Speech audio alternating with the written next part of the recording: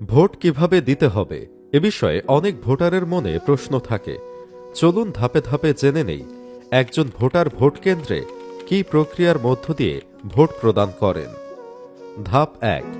Vote কেন্দ্রে প্রবেশের পূর্বে ভোটাররা ভোট কেন্দ্রের বাইরে স্থাপিত বুথ হতে ভোটার তথ্য সংবলিত ভোটার স্লিপ গ্রহণ করেন এবং নির্ধারিত লাইনে দাঁড়িয়ে সুশৃঙ্খলভাবে ভোট কেন্দ্রে প্রবেশ করেন। ধাপ ২।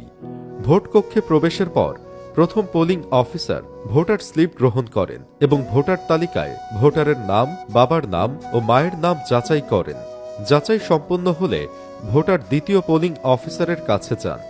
এ সময় পোলিং এজেন্টরা তাদের ভোটার তালিকায় ভোটারদের চিহ্নিত করেন। ধাপ ৩। দ্বিতীয় পোলিং অফিসার ভোটারের আঙুলে অমোচনীয় কালি প্রয়োগ করেন যাতে একাধিকবার ভোট প্রদান প্রতিরোধ করা যায়। ধাপ ৪।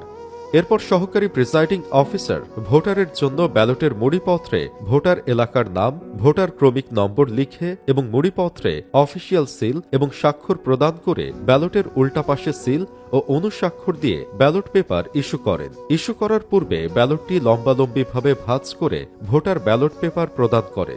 ধাপ ৫। মনে রাখতে হবে, আসন্ন ত্রয়োদশ জাতীয় সংসদ নির্বাচনে একজন ভোটার দুটি ব্যালট পাবেন, একটি জাতীয় সংসদ নির্বাচনের এবং একটি গণভোটের। ভোটারকে উভয় ব্যালটেই ভোট প্রদান করতে হবে। ধাপ ৬।